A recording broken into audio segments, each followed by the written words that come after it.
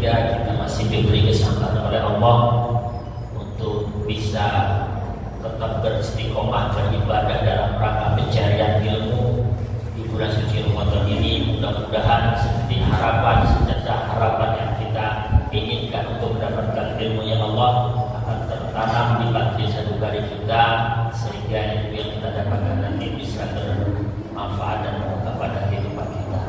Perlu diketahui untuk narasumber hari ini, beliau merupakan salah satu pengurus lembaga Masjid Masail Nahdlatul Ulama cabang Kota Probolinggo, Ustaz Syukran Malik, yang insya Allah akan meneruskan pembahasannya di kitab Al-Ribat, dan mungkin nanti bisa kita lebih mengalir nanti proses tanya jawab juga. Apa yang menjadi sesuatu yang perlu ditanyakan, monggo jangan suka-suka, jangan kaku, silakan langsung bertanya biar kita kajian kita itu hidup gitu ya. Terima kasih kepada yang terhormat Ustaz Syukran Malik berdebat di sini. Bismillahirrahmanirrahim. Wal maqalah tsaniyatu, maqalah yang kedua dari bab sunnah. Qala Nabi alaihi salam, Nabi sallallahu alaihi wasallam bersabda, apa sabda beliau, alaikum bi mujalasatil ulama'i ayil 'amilina. Kalian senantiasalah berkumpul bermujalasah dengan para ulama. Di sini ditafsiri siapa ulama yang seperti apa yang perlu kita kumpuli, yang perlu kita barengi, yang perlu kita bermujalasah dengan mereka. Ayil 'amilina, yaitu ulama yang mengamalkan ilmunya. Nanti akan dijelaskan kenapa kok kita perlu untuk mujalasatul ulama. Sekalipun kita tidak ngaji, kita tetap dianjurkan untuk mujalasatul ulama. Karena nanti ada tingkatannya, ulama itu dibagi menjadi 3. Yang kedua, mestima'i kalamil hukama. Yang kedua, kita dianjurkan untuk senantiasa mendengarkan kalam para ahli hikmah, kalam ulama-ulama yang mengenal terhadap Allah. Jadi hukama di sini artinya al-'alimina bi dzatillahi ta'ala, yaitu adalah orang-orang yang mengenal terhadap zat Allah Ta'ala, al-muslimina fi aqwalihi wa af'alihi, yaitu orang-orang yang perkataan dan juga perbuatannya itu benar sesuai dengan ilmu yang dia ketahui. Jadi poin yang kedua yang diperintahkan oleh Nabi untuk diri kita semua, agar kita untuk senantiasa mendengarkan terhadap dawuh-dawuh dari para ulama yang mengetahui atau mengenal terhadap Allah Subhanahu wa Ta'ala. Di sini disifati siapa mereka yang mengenal Allah, yaitu adalah orang-orang yang benar perkataan dan juga perbuatannya. Jadi kalau misalkan ada orang mengaku mengenal Allah, menjadi wali Allah misalkan, tapi perbuatannya itu tidak sesuai dengan ilmu atau syariat yang kita ketahui atau yang kita pelajari, maka kita perlu untuk menjauhi, bukan kita dekati atau kita cari keberkahan dari mereka. Fa inna Allah Ta'ala yuhil qalbal mayyita bi nuril hikmati. Kenapa kita dianjurkan untuk selalu mendengarkan kalam-kalam daripada ahli hikmah? Karena Allah Ta'ala yuhil qalbal mayyita bi nuril hikmati. Allah itu menghidupkan hati yang sudah mati itu dengan cahaya hikmah. Apa itu hikmah? Ail ilmi nafi, yaitu ilmu yang bermanfaat. Karena yuhil ardal mayyita bima'il matar. Jadi Allah menghidupkan hati yang sudah mati, hati yang sudah gersang, hati yang sudah tidak lagi berfungsi, itu dengan cahaya hikmah, cahaya ilmu yang bermanfaat, sebagaimana Allah menghidupkan bumi yang telah mati dengan air hujan. Jadi kalau ada bumi atau tanah tidak pernah terkena hujan, maka tanah itu mau ditanami apapun tidak mungkin bisa hidup. Begitupun dengan hati. Hati itu kalau sudah mati, mau dikasih apapun tidak akan menerima. Mantap bahasanya. Jadi berita apa tak bisa. Apa yang bisa untuk menghidupkan hati yang mati? Yaitu adalah cahaya hikmah, yaitu cahaya ilmu yang bermanfaat. Wa fi riwayat Tabrani an Abi Hanifah jalisul kubara wa sa'ilul ulama wa khalidul hukama. Dalam sebuah riwayat dari Imam Abu Hanifah dijelaskan bahwa Nabi pernah bersabda, jalisul kubara, temanilah, berkumpullah dengan para ulama yang mempunyai derajat yang tinggi. Wasailul ulama, dan tanyalah kalian mengenai hukum-hukum agama pada ulama. Wa khalidul hukama, dan bergaullah dengan orang-orang yang ahli hikmah, orang-orang yang mengenal Allah. Penjelasannya nanti ada. Wa fi riwayatin jalisil ulama wa sahibil hukama wa khalidil kubara. Dalam sebuah riwayat juga dijelaskan bahwa Nabi pernah bersabda untuk kita selalu senantiasa berkumpul dengan para ulama, menemani para orang ahli hikmah wa khalidil kubara, dan juga kita bergaul dengan orang-orang yang mempunyai derajat tinggi di sisi Allah. Ai fa innal ulama salah satu aksami. Nah, dari penjelasan ini, dari hadis yang diriwayatkan oleh Imam Abu Hanifah dan juga hadis yang selanjutnya tadi itu menunjukkan bahwa fa innal ulama salah satu aksami. Ulama itu ada 3 bagian. Yang pertama, al ulama bi ahkamillahi ta'ala. Pertama, ulama itu ada yang ulama atau tahu terhadap hukum-hukum Allah Subhanahu wa ta'ala. Siapa mereka? Wa huwa ashabul fatwa, yaitu adalah orang-orang yang mempunyai otoritas fatwa. Jadi kalau di Arab itu di Mesir ya, itu ada majelis khusus ya, Darul Iftah namanya. Jadi yang mempunyai otoritas untuk memberikan fatwa, putusan-putusan hukum yang sedang terjadi pada masa itu. Sekarang masih ada. Kalau di Indonesia itu dikenal dengan MUI ya, sekarang MUI. Kalau di NU itu ada lembaga khusus yang menaungi terhadap bahsul masail. Jadi ada masalah kemudian dibahas lalu diputuskanlah suatu hukum yang dasar-dasarnya itu tidak keluar dari Al-Quran dan hadis ya. Yang pertama, ulama itu adalah ulama yang mengerti atau pakar di bidang hukum-hukum Allah.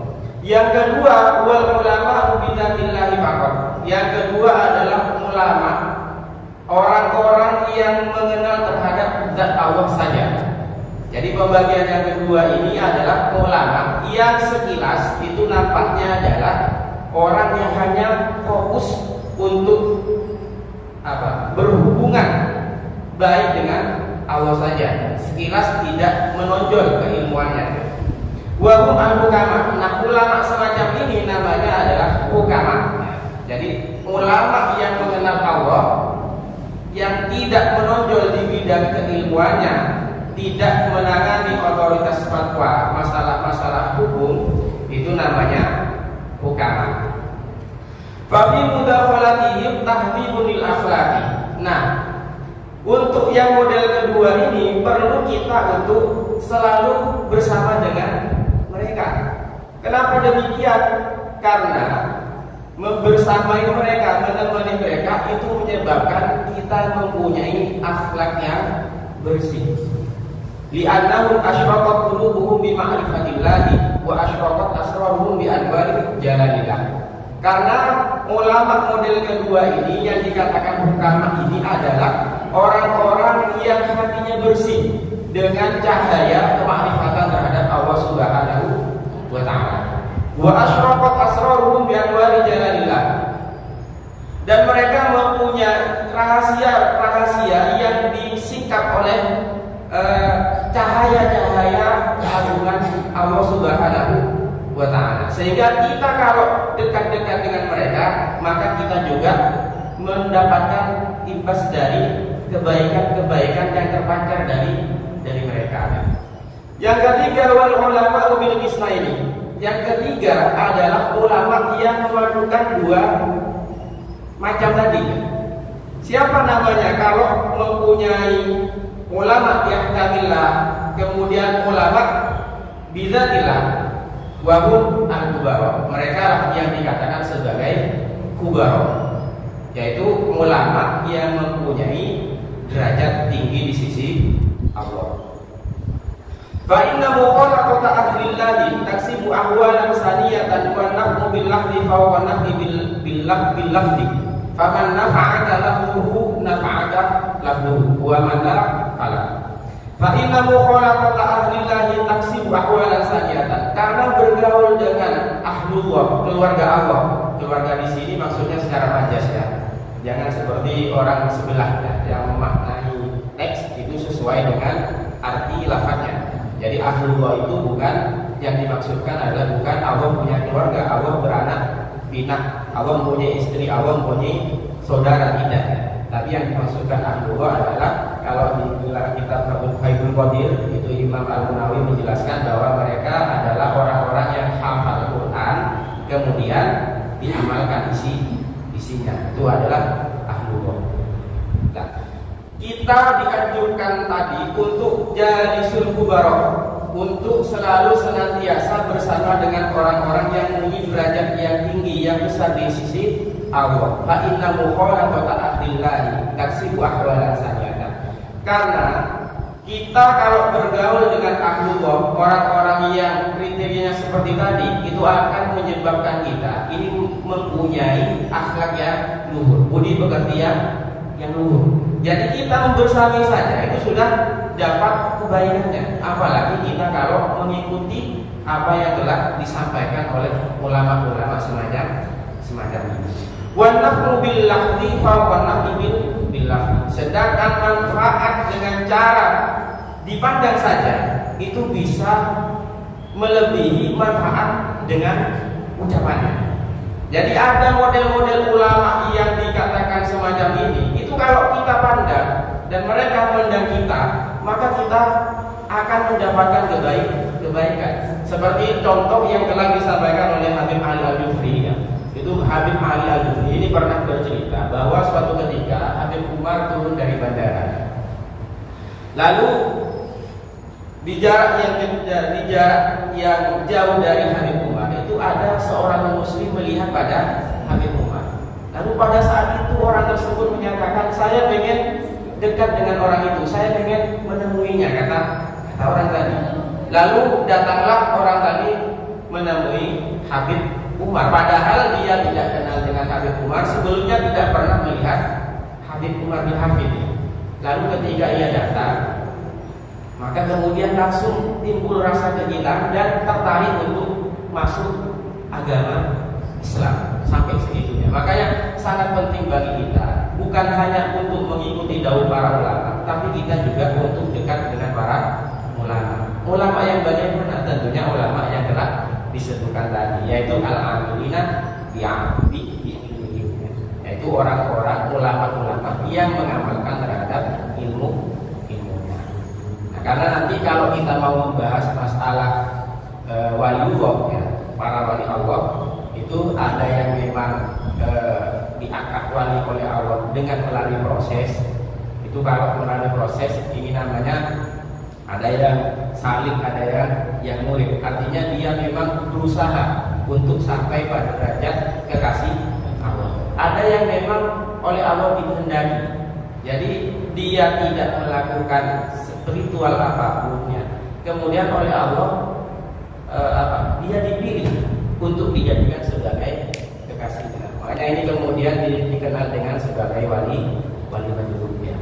Itu ketika berada di Mina ya. Ini berkeliling di Masjid Khaif ya.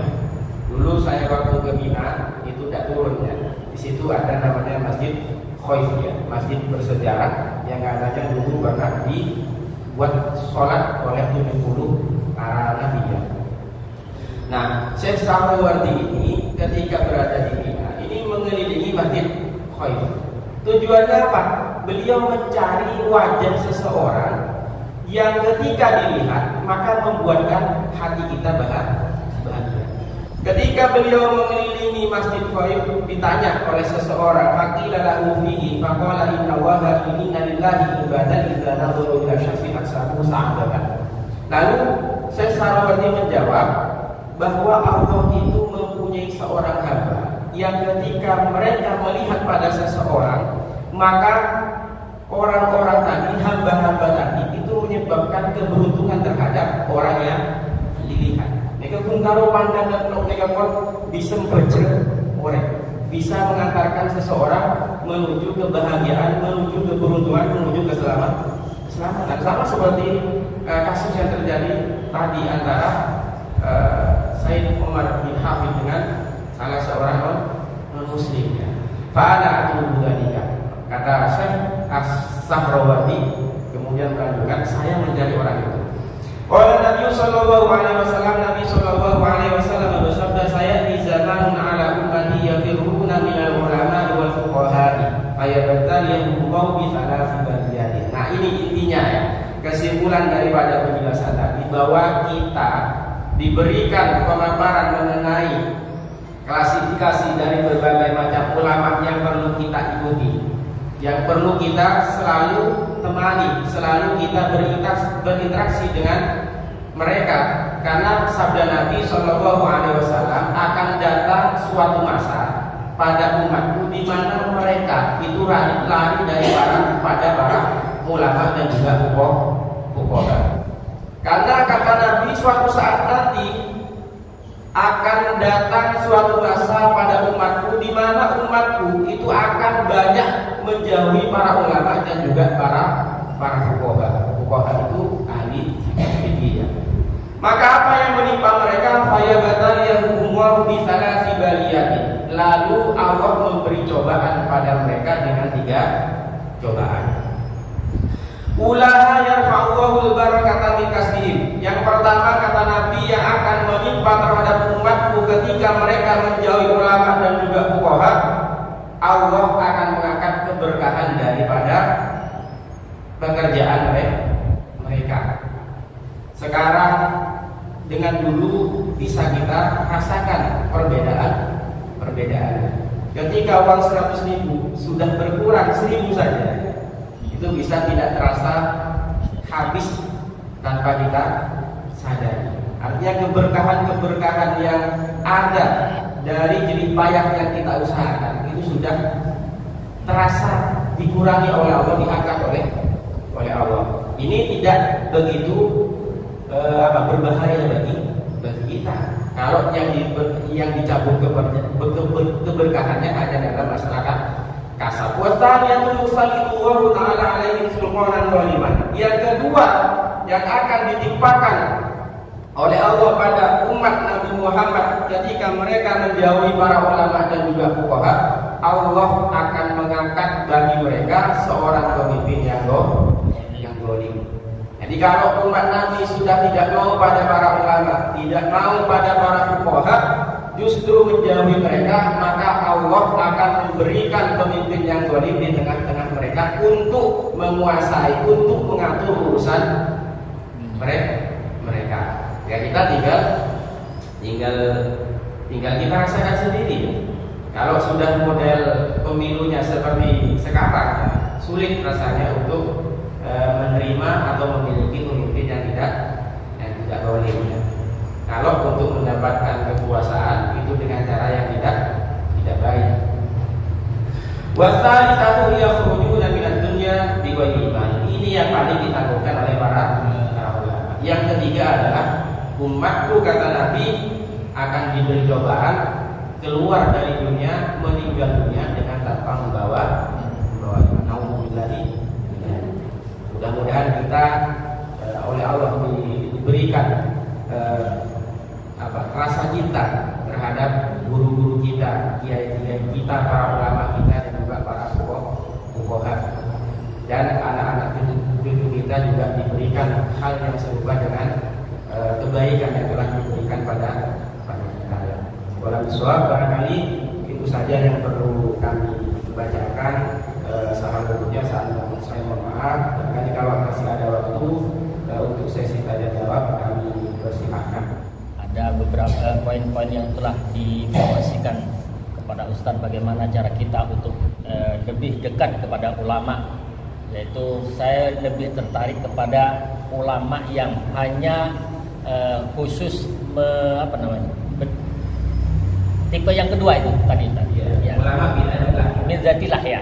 Nah, yang keilmuannya tidak tampak, tapi dia secara hatinya itu dekat kepada Allah. Nah, pertanyaan saya adalah bagaimana cara kita mengetahui si A itu memang ulama yang seperti itu, ya? Karena secara keilmuan memang tidak tampak, tapi hatinya dekat dengan Allah. Dan kita ingin dekat dengan ulama seperti itu. Nah, ciri-ciri ulama seperti itu dalam pandangan kita sebagai orang awam itu apa nantinya supaya kita dekat dengan mereka? Sebelumnya dijelaskan bahwa yang perlu kita kumpuli itu adalah ulama yang ambil. Nah, kalau saya memahami daripada redaksi wal ulama bidadillah faktor ini adalah ulama yang memang sudah ma'rifatullah, ya.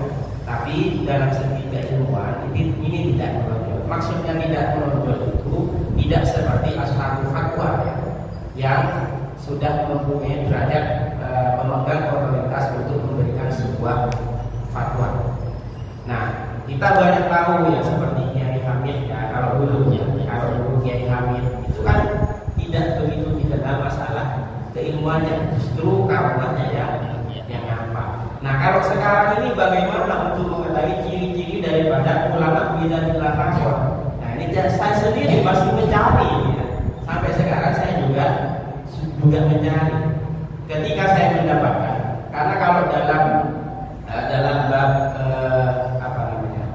risalah itu ada di seluruh murid saya Abdul Haddad itu memang memberikan ciri-ciri khusus mengenai ulama yang perlu kita jadikan sebagai mursyid, atau kalau dalam thariqah itu ada mursyid, kalau di thariqah ini ada muwaddam, ya. Nah, itu biar mereka itu bisa menuntun kita untuk sampai pada Allah. Nah, di situ juga dijelaskan masalah syekh tabarruk, artinya guru yang hanya kita buat untuk diambil keberkahannya saja. Nah, ini tidak perlu kita ikuti terus menerus, atau kita tidak perlu berserah diri secara penuh pada mereka. Jadi kalau ditanya mengenai ulama bidadillah itu ciri-cirinya seperti apa, saya sendiri juga belum pernah menemukan secara langsung. Karena memang oleh Allah dirahasiakan. Jadi oleh Allah dirahasiakan. Nah, pada akhir-akhir ini memang sudah tidak lagi sepopuler dulu. Kalau dulu itu dikenal Kiai Hasan Bingung itu adalah seorang wali Allah. Kiai Hasan Samsul Arifin itu adalah seorang wali Allah. Kalau sekarang tidak pernah kita dengar. Maka bagaimana agar kita tidak tertipu dengan orang-orang yang sok ulama, ya? Maka kita tetap harus mempunyai standar syariat. Selama syariatnya tidak melenceng, maka kita ikuti. Kalau melenceng, tapi dia punya hal-hal yang mukhaliful adat atau menyalahi kebiasaan, bisa ditusuk tidak mempan misalkan dan lain sebagainya, maka tapi pekerjaannya itu jauh melenceng daripada syariat, maka kita harus hindari orang-orang seperti ini, karena nanti bukan memberikan manfaat pada diri kita. Jadi kalau ditanya masalah ulama bidadillah ini, kalau kita mau mencari saat ini sangat sulit, karena memang oleh Allah dirahasiakan. Cuma ciri-ciri daripada ulama bidadillah ini, ya, selalu istiqomah, baik itu fardu maupun kesunahan, istiqomah, dan tidak melenceng dari syariat. Minimal kalau memang wali itu memang alim, ya. Jadi kalau syarat menjadi wali itu alim, sekalipun tidak ashabul fatwa atau sohibul fatwa. Kita dekati, dan kemudian kita harus menghindari orang-orang yang khairul adab. Nah, bagaimana dengan tanda kutip wali majdum yang memang setiap harinya secara kasat mata, secara keilmuan kita itu melanggar syariat. Kan kita juga harus mendekati beliau meskipun tidak meniru, kan kayak gitu. Bagaimana sih? Jadi kita kalau bersikap pada wali majdum, ya kita harus husnudon saja. Mengenai amar ma'ruf nahi mungkarnya, tetap kita berkewajiban untuk amar ma'ruf nahi mungkar. Ketika ada wali majdum misalkan mau mencolok milik orang, maka kita harus melarang. Tapi hati-hati. Jadi ketika mau melarang seorang wali majdum, bukan hanya itu, hati kita memang betul-betul bersih, bukan karena hal-hal yang lain. Kalau kita ada hal-hal yang lain yang terbesit dalam hati kita, ini menjatuhkan martabat seorang yang dikatakan sebagai wali majelis Nabi kita tidak meyakini misalkan, maka ini berbahaya, bisa berefek negatif pada diri kita. Makanya paling tidak paling selamat yang kita harus tetap husnuzon. Selama syariatnya tidak benar, maka kita tetap wajib untuk mengikat. Tidak boleh kita mengatakan ada wali itu kemudian terkenal sering melakukan perzinahan misalkan, ya. Maka kita tidak boleh menggunakan perzinahan. Jadi barang-barang itu ya, karena kalau kita mau tahu ini adalah seorang wali, maka kita pasti kita mesti akan tertarik untuk selalu bersama dengan mereka. Masalahnya memang oleh Allah orang-orang seperti ini dirahasiakan. Siapa yang oleh Allah diberikan izin untuk mengetahui terhadap mereka, diberi keyakinan bahwa ini adalah seorang wali, adalah orang-orang yang memang oleh Allah akan dijadikan orang yang musuh, orang-orang yang akan mendapatkan derajat yang sama. Jadi orang yang ketahuan itu pengen juga. Wali juga maksudnya? Bukan, sekalipun bukan wali, dia akan diberi martabat oleh Allah dalam hatinya untuk selalu bersama dengan orang itu. Jadi di antara bahwa Allah itu menghendaki orang tersebut akan menjadi seorang wali. Tentunya wali yang melewati